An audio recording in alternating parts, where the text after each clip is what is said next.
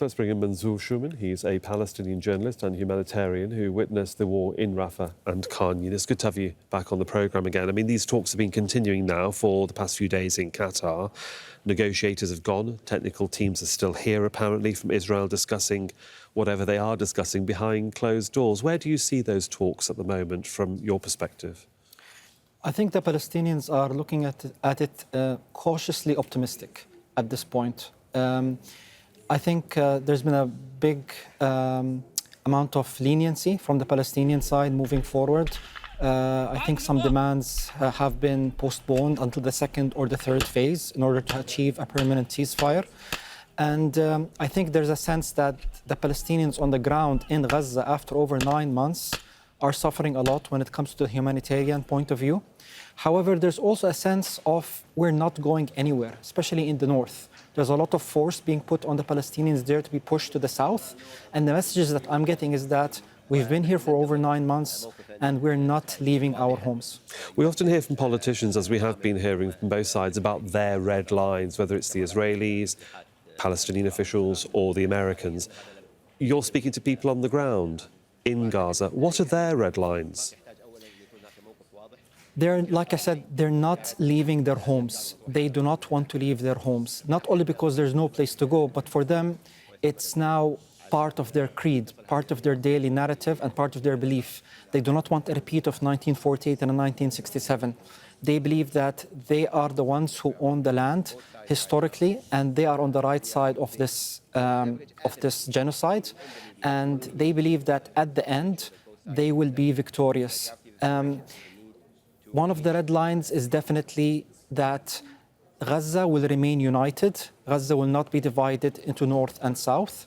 Another red line is that they are looking to open the borders and to continue to rule over Gaza through a democratically elected government moving forward. And a third red line is that they need the support of the global community, who have been calling for a stop to the war in Gaza to happen as soon as possible, including opening all borders and allowing aid to come in. So these are some of the things that the people on the ground and their leaders are fighting for right now. That's certainly the hope for them there.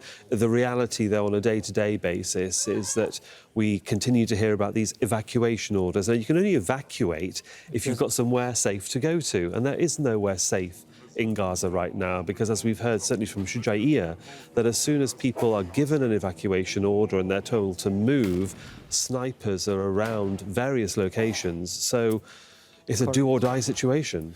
Yes, to some people there is no place for them to evacuate to, and Shujaiya right now has been almost completely destroyed. It's now been evacuated by the Israeli forces, and people are going back to find rubbles, and people are starting to slowly rebuild there. But you are right, there is no place safe to evacuate. Gaza is a very small, heavily populated strip, and there is no place safe to go to. Can I just get your opinion on the news that we're getting about this pier that the Americans spent millions of dollars on creating and putting up on the coast, and now it's been dismantled? It's apparently not brought in or not functioned in the way that they had wanted to.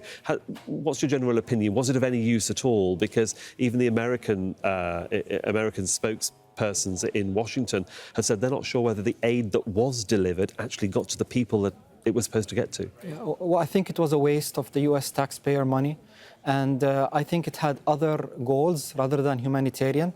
We saw what happened when the Israelis committed a genocide in the middle area, and people witnessed vehicles leaving the military vehicles leaving the pier, helping the Israelis in their assault against the people inside Nusayrat area. I think that the pier being there or not being there won't make a difference when it comes to humanitarian aid.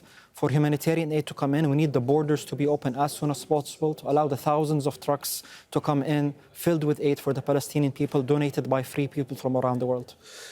Manzoor Shuman, always good to get your insight. Thanks very much for joining us. Thank you. Thank you.